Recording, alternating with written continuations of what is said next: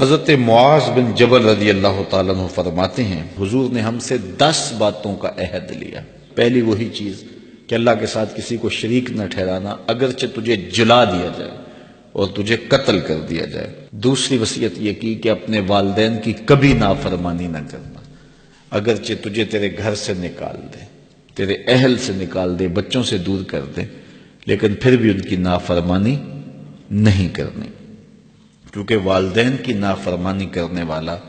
دنیا پہ بھی رسوا ہوتا ہے، آخرت میں بھی رسوا ہوتا ہے۔ امام غزالی نے لکھا ہے کہ ایک جرم ایسا ہے کہ جس کی سزا آخرت میں تو ہے ہی ہے، دنیا میں بھی ضرور ملتی ہے، وہ والدین کی بے ادبی ہے،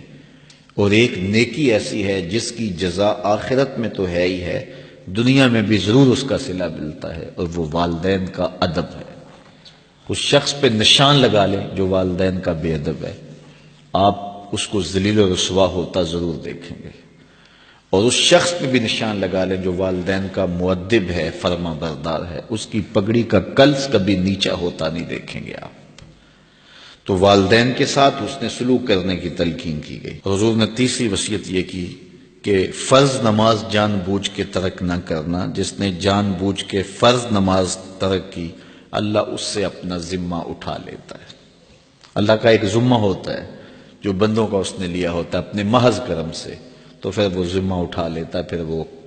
دیکھیے اللہ ذمہ اٹھا لے تو پھر وہ سوائے ذلیل ہونے کے اور کیا اس کا مقصوم ہوگا، تو ذلت ہی ذلت اس کا مقدر ہوگا۔ اللہ اکبر۔ آج ہم کہتے ہیں پوری دنیا کے اوپر کہ مسلمان کیوں ذلیل اور کیوں رسوا ہو رہے ہیں، 5-7% مسلمان جو ہیں وہ نمازی ہیں، تو پھر جب یہ حالات ہوں گے تو پھر اللہ اپنا ذمہ اٹھا لے گا۔ جب وہ اپنا ذمہ اٹھا لے گا تو پھر ہمیں جو مرضی توڑے، جو مرضی مارے، پھر اس کا ذمہ ہی اٹھ گیا، تو وہ ذمہ ہم سے اٹھا لیتا ہے اگر ہم اس کے حضور سجدہ ریزیاں نہیں کرتے۔ اور یہ بھی حضور نے وصیت کی کہ کبھی شراب نہیں پینی، اس لیے کہ ہر بے حیائی کی جڑ ہے، اور فرمایا معصیت سے، گناہ سے بچنا،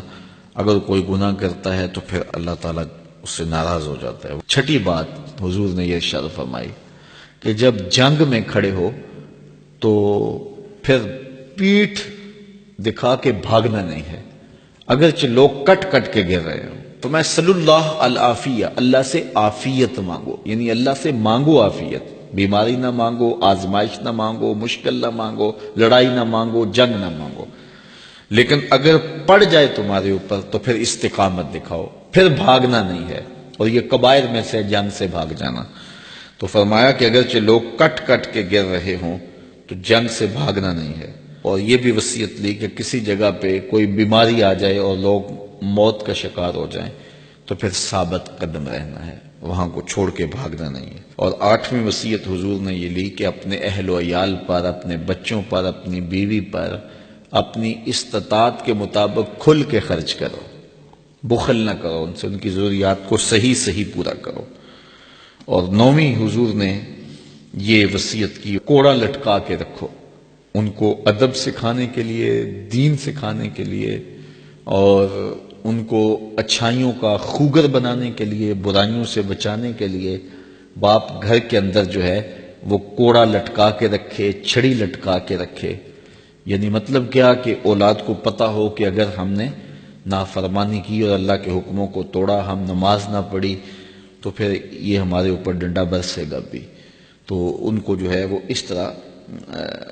ان کے اوپر جو ہے یہ پریشر رکھو۔ اور 10ویں وصیت یہ کی کہ ان کے سینے میں اللہ کا خوف، اللہ کی خشیت پیدا ہونی چاہیے۔ جس سینے میں اللہ کی خشیت ہوتی ہے